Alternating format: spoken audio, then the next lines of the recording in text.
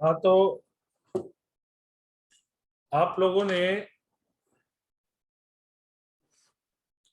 को 11th में जो मैंने चीजें बताई थी रिगार्डिंग डेबिट एंड क्रेडिट, वो सब कुछ ध्यान है कुछ?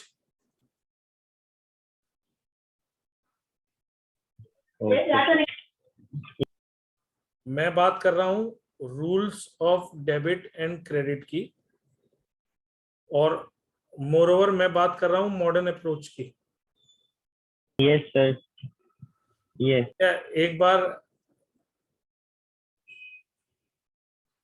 मैंने आप लोगों को मॉडर्न अप्रोच में बताया था कि हम हर अकाउंट्स के अंदर जितनी भी टर्मिनोलॉजी हमारी होती है उसको हम लोग 5 कैटेगरीज में डिवाइड करते हैं। यानी कि जितनी भी आइटम्स होती हैं वो या तो असेट्स की कैटेगरी में फॉल करेंगी, या तो लाइबिलिटीज में, या तो कैपिटल में, या तो एक्सपेंसेस की कैटेगरी में, या तो इनकम की कैटेगरी में। यानी कि एक asset, liability, capital, expenses, income. और इनके लिए जो रूल है, असेट्स के लिए debit means increasing an asset, यानी कि डेबिट करने से एक असेट बढ़ता है, क्रेडिट करने से कम होता है। लाइबिलिटी क्रेडिट करने से बढ़ती है, डेबिट करने से कम होती है। ध्यान है गौरीश? यस सर, ध्यान है। कैपिटल क्रेडिट करने से बढ़ती है, डेबिट करने से कम होती है। एक्सपेंसेस डेबिट करने से बढ़ते हैं, क्रेडिट करने से कम होते हैं, क्योंकि हमारा एक रूल भी होता है debit all expenses and losses.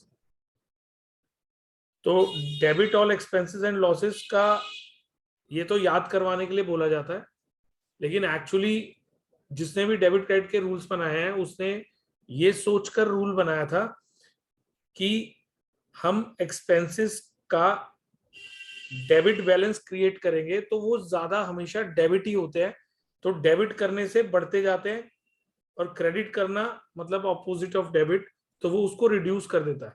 तो हम जितने खर्चे करेंगे वो सब डेबिट करते जाएंगे बुक्स में, तो दे विल इंक्रीज, चाहे वो कोई भी खर्चा हो, जैसे रेंट, सैलरी, कमीशन एक्सेट्रा। ऐसे ही इनकम क्रेडिट करना मतलब हम एक इनकम का अकाउंट इंक्रीज कर रहे हैं अपनी बुक्स में। जैसे रेंट रिसीव होता है तो हमारी एंट्री होती है cash account debit to rent, तो इसको हमने रेंट को इंक्रीज कर दिया, ये हमारी इनकम है। तो इनकम में क्रेडिट मतलब प्लस, डेबिट मतलब माइनस। तो मुझे पूरी 12th के अंदर ये वाली अप्रोच यूज करनी है। तो आपके दिमाग में ये वाली अप्रोच क्लियर है बिल्कुल, या कोई डाउट है? 11th पूरी खत्म होने के बाद कुछ भी डाउट है मन में? No sir. कुछ? Yes sir. कोई डाउट है रिगार्डिंग दिस, या ये क्लियर है? सर क्लियर है ये। ठीक है।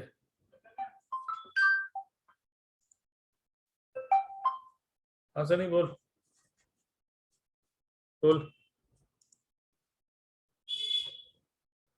हाँ,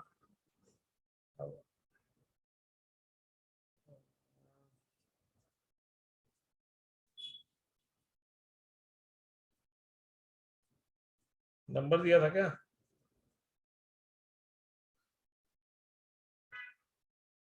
आ गए? Hello hello.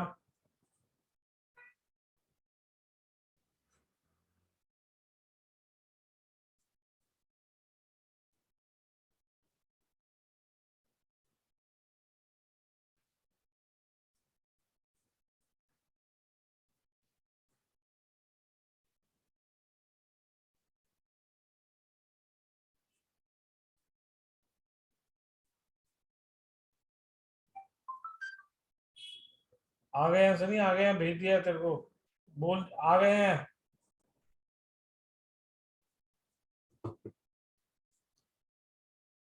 तो हम लोगों ने 11th के अंदर एक चीज और सीखी थी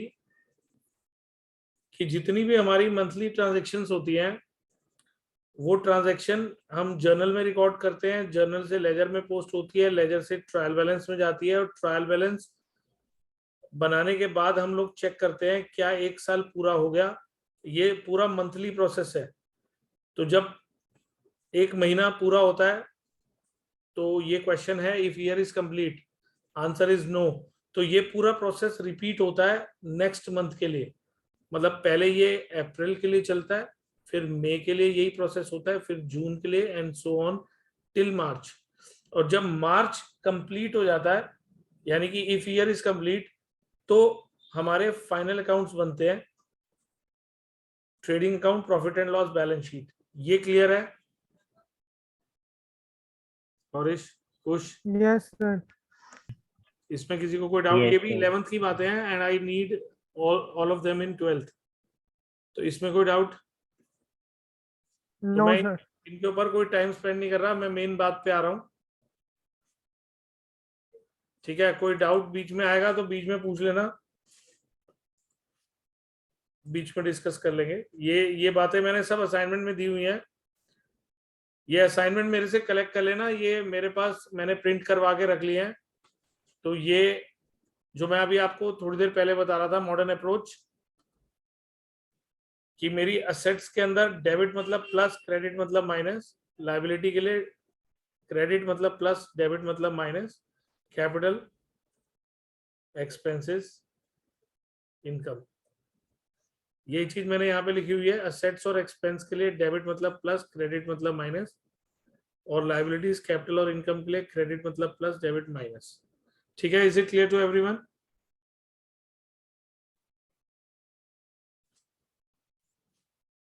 Yes, sir. Yes, sir. Okay, तो अब हम आ जाते हैं सीधा पार्टनरशिप पे। मैंने अभी अभी आपसे बोला कि हमने 11th क्लास के अंदर सीखा है कि सोल प्रोप्राइटरशिप के अंदर जो हमारा अकाउंटिंग प्रोसेस होता है वो ये होता है कि ट्रांजैक्शंस को हम जर्नल में डालते हैं, जर्नल से लेजर में डालते हैं, लेजर से ट्रायल बैलेंस बनता है, और ऐसा तब तक होता चला जाता है जब तक एक साल पूरा नहीं होता। 1 महीना, 2 महीना, 3 महीना, 4 महीना एंड सो ऑन, ये प्रोसेस रिपीटेडली चलता है। और जब 1 साल पूरा हो जाता है तो ट्रेडिंग, प्रॉफिट एंड लॉस और बैलेंस शीट। ये क्लियर है? Yes, sir. ये प्रोसेस जो मैंने आपसे बोला ये सोल प्रोप्राइटरशिप में होता है, लेकिन अब हम लोग शुरू करने जा रहे हैं पार्टनरशिप। पार्टनरशिप के अंदर क्या चेंज आता है, ध्यान से सुनना। मंथली ट्रांजैक्शंस को आप जर्नल में डालते हो हर महीने, जर्नल से लेजर में डालते हो हर महीने, जिसको पोस्टिंग कहते हैं, लेजर पोस्टिंग या पोस्टिंग। लेजर से ट्रायल बैलेंस बनाते हो जिसको बैलेंसिंग कहते हैं, बैलेंसेस निकालते हो और ट्रायल बैलेंस बनाते हो।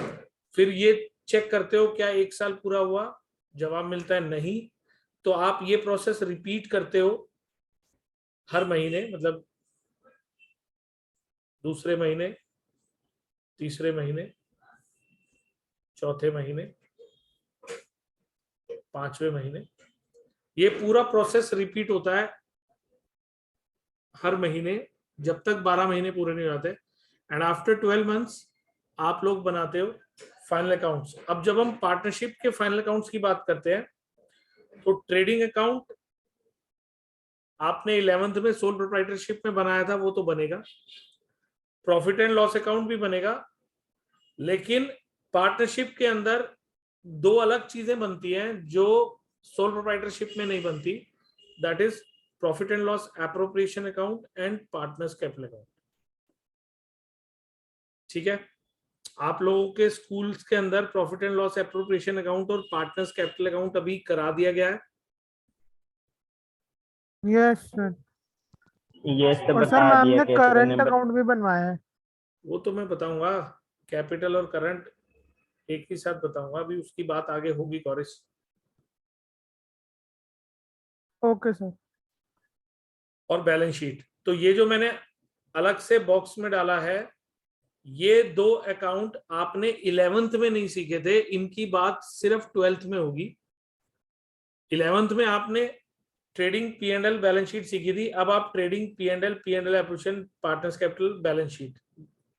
अब मैं मतलब अब जो मैं आगे की सारी डिस्कशन करूंगा वो इनके ऊपर फोकस होगी, ठीक है? तभी ये ठीक है, अब मैं आपसे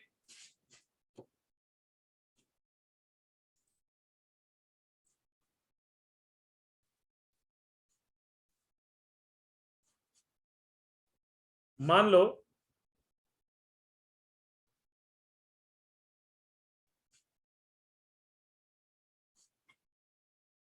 कि मेरे को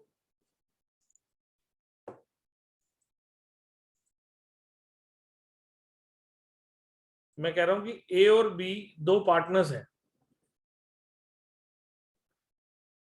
तो इनके अंदर प्रॉफिट बटेगा किसी रेशो में, मतलब जो भी ये प्रॉफिट कमाएंगे एज अ पार्टनर्स वो आपस में बांटेंगे। अब रेशियो 3:2 भी हो सकती है, 5:3 भी हो सकती है, 1:1 भी हो सकती है, 7:3 भी हो सकती है,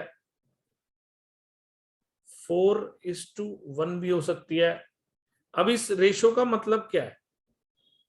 इस 3:2 का क्या मतलब है? सर के जो प्रॉफिट या लॉस होंगे वो मतलब 3/5 ऑफ देम ए को होंगे और 2/5 ऑफ देम बी को होंगे। 3/5, ये 5 कहां से आ गया? सर 3 + 2 5 टोटल जो भी होगा। तो इसका मतलब क्या हुआ?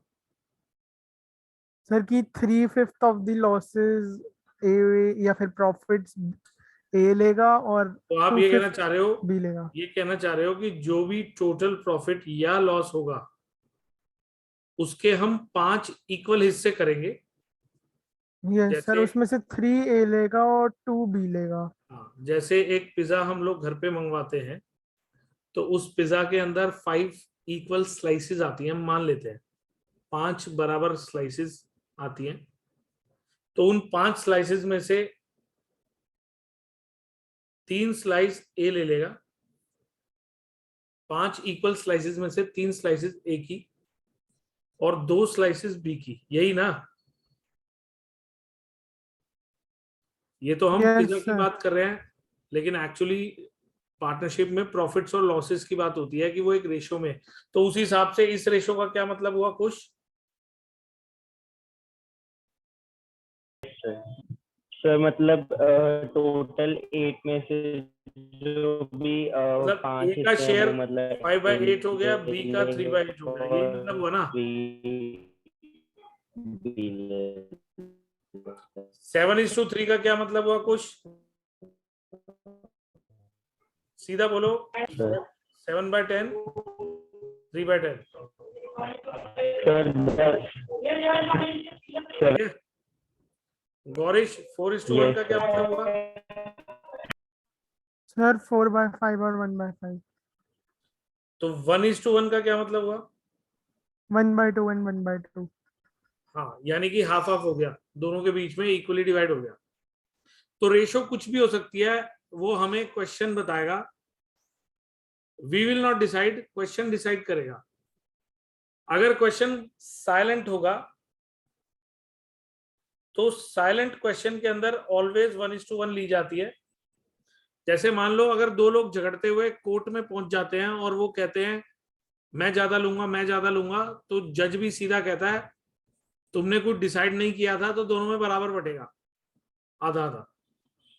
तो यानी कि अगर किसी क्वेश्चन में रेशियो साइलेंट है तो it is always 1:1 according to law.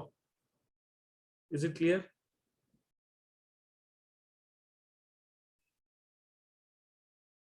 हाँ जी गौरीश, 11th से भी आपको यस सर, कैसा यस लगा? सर। इमीडिएटली आंसर दिया करो, मुझे ऐसा लगता है कि सो गए। अरे नहीं सर, क्लियर है।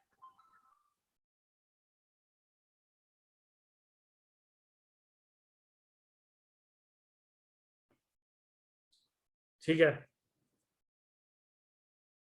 तो ये पॉइंट क्लियर हो गया। अब मैं आपसे एक बात पूछता हूं, मान लो ए ने कैपिटल लगाई है 3 लाख और बी ने कैपिटल लगाई है 2 लाख। कैपिटल इन्वेस्ट किया बिजनेस के अंदर 3 लाख ए ने, 2 लाख बी ने। ठीक यस है, सर। और बिजनेस को प्रॉफिट हुए लेट्स से 10 लाख रुपए। 10 लाख या इनफैक्ट छोड़ो, मैं अपने असाइनमेंट वाला एग्जांपल लेता हूं।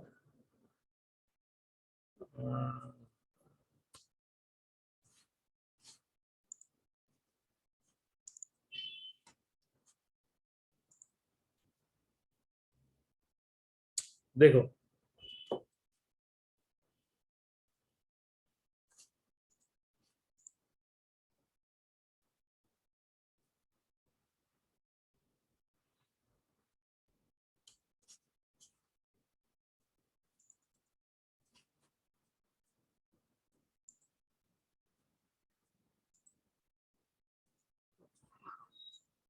आप लोगों को स्क्रीन पे नजर आ रहा है एग्जांपल जो मैंने खोला है?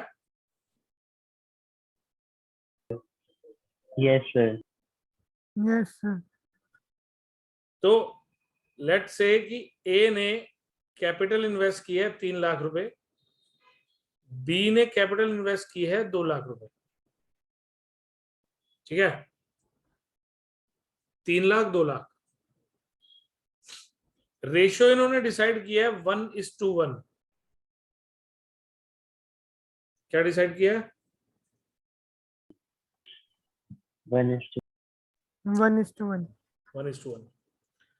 तो अब अगर बिजनेस को प्रॉफिट हुए हैं 4 लाख रुपए के,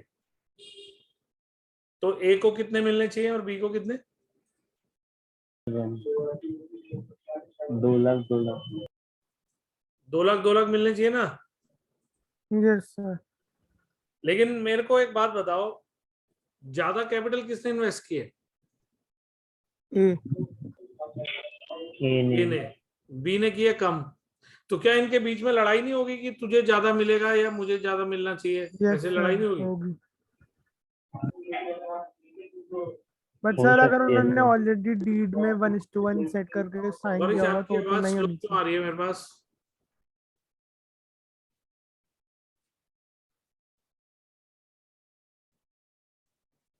आपकी आवाज स्लो आ रही है सर मेरे अब आ रही है? हाँ, थोड़ी बेटर है अब। सर मैं कह रहा था अगर उन्होंने ऑलरेडी डीड पे 1:1 साइन की है तो नहीं होनी चाहिए लड़ाई। नहीं, इन्होंने कोई डीड नहीं बनाई। सर फिर होएगी बट फिर उनको 1:1 फॉलो करना पड़ेगा। पर चलो ठीक है, मान लेता हूं कि 1:1 इन्होंने डीड में डिसाइड किया है, आपकी बात मान ली। ठीक है, यस सर। पर क्या ए के मन में ये बात नहीं आएगी कि मुझे सर ज्यादा आएगी। मिलना चाहिए? मैं पैसे ज्यादा इन्वेस्ट कर रहा हूं तो मुझे मिलना चाहिए ज्यादा। आएगी सर। आप क्या कहते हो कुछ? सर आएगी। तो फिर सवाल ये उठता है कि ए ने पहले क्यों नहीं बोला? इसका जवाब ये है कि क्या पता ए मन में सोच रहा होगा कि यार अगर लॉस हुए ना तो 3:2, मैं अगर रेशियो 3:2 डिसाइड कर लूं तो लॉस तो मुझे ज्यादा झेलने पड़ेंगे ना।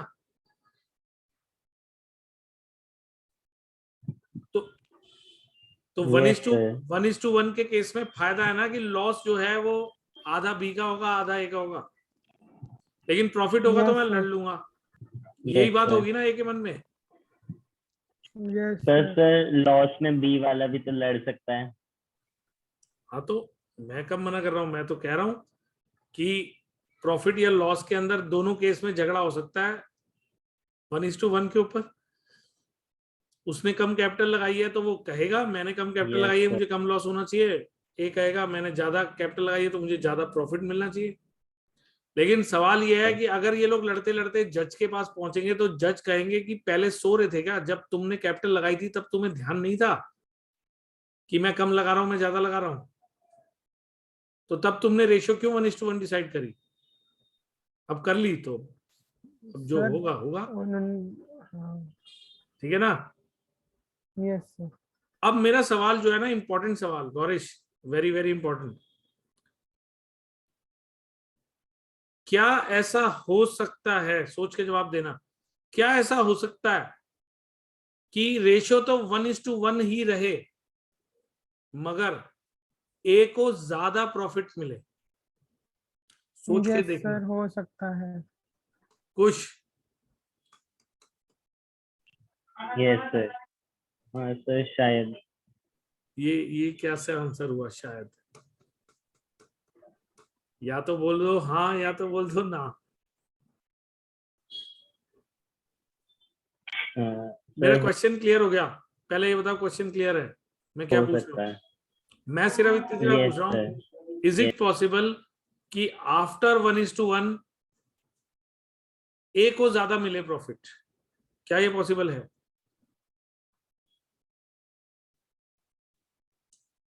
गौरीश ने तो कहा यस यस, सर। कुछ आप क्या कहते हो? हाँ सर, पॉसिबल है।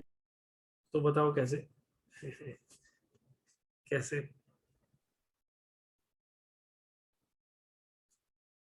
अच्छा चलो सुनो, गौरीश आप बताओ सर कैसे? Interest on capital. हाँ स्कूल में हो जाने का यही फायदा होता है गौरीश, है ना। Yes sir. कोई बात नहीं, कभी ऐसा टॉपिक आएगा जो मैं पहले कराऊंगा तब पूछूंगा आपसे, अभी तो आप स्कूल की नॉलेज दिखा रहे हो। बट सर आधी चीजें स्कूल में समझ नहीं आती, कुछ कुछ वो तो आता है मुझे वो पता है, वाली। वो तो मैं बहुत अच्छे से जानता हूँ कि आधी चीजें स्कूल में समझ में नहीं आती, लेकिन कोई बात नहीं, आ जाएंगी। देखो अब ध्यान से जो मैं समझा रहा हूँ उसे सुनो।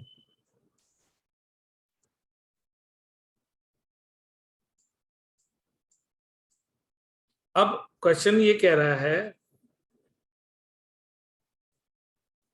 एक केस तो हो सकता है कि हम लोग सीधा सीधा ए को दे दें 2 लाख, बी को दे दें 2 लाख, ये 4 लाख का प्रॉफिट इन दोनों में बढ़ जाए ऐसे। एक तरीका है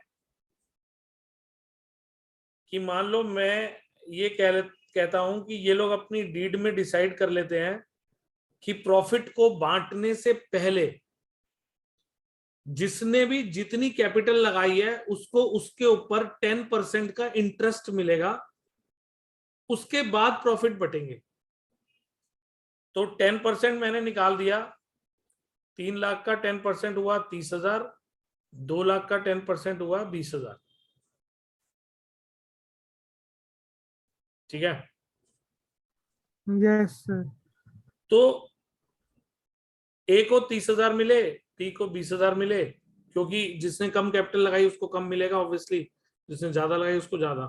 तो 3 लाख वाले को 30,000 मिल गए, 2 लाख वाले को 20,000। तो अब मुझे बताओ कि 4 लाख के प्रॉफिट में से रह कितना गया? सर 3,50,000। Yes sir. अच्छा अब इसके अंदर एक और चीज, ए ने ज्यादा कैपिटल तो लगाई लगाई है, साथ में ए ना बिजनेस के अंदर एक एक्टिव पार्टनर भी है। एक्टिव पार्टनर, एक होता है स्लीपिंग पार्टनर, एक होता है एक्टिव पार्टनर, यस यानी कि जो बिजनेस के अंदर बिजनेस के बहुत सारे काम संभाल भी रहा है, सर जैसे, लाइक एन एम्प्लॉय। हाँ लाइक एन एम्प्लॉय। जैसे कि हमारा मैनेजर होता है, तो अगर हमारा मैनेजर कोई काम कर रहा है तो हम उसको सैलरी देते हैं, ऐसे ही अगर कोई पार्टनर भी कोई एम्प्लॉय की तरह बिजनेस में काम भी कर रहा है तो वो उसकी सैलरी भी एक्सपेक्ट करेगा, क्योंकि अदरवाइज वो ये कहेगा बी को कि भाई अगर हम किसी बंदे को रखते हैं इस काम के लिए तो उसको भी तो देते कुछ, तो मुझे भी मिलना चाहिए। तो मैं अज्यूम कर लेता हूं कि 60,000 की सैलरी उसको मिल रही है पूरे साल की, मतलब 5,000 रुपये महीना सैलरी मिल रही है उसको। तो 60,000 उसको सैलरी मिल गई, तो हमारा प्रॉफिट 60,000 और कम हो गया, तो 2,90,000 रह गया। अब 2,90,000 को आप 1:1 की रेशो में बांटोगे तो कितना कितना आएगा? सर सर 145 1,45,000 तो अब ये टोटल कितना ए को मिला, सब मिला के, इंटरेस्ट ऑन कैपिटल, सैलरी और प्रॉफिट मिला के? 2,35,000 और बी को? 1,65,000 अब मैं आपसे एक सवाल पूछता हूं कुश, रेशो इस केस में भी हमने क्या ली? यस सर 1:1, लेकिन प्रॉफिट ए को ज्यादा मिला बिकॉज, अब इसे कंप्लीट आप करो।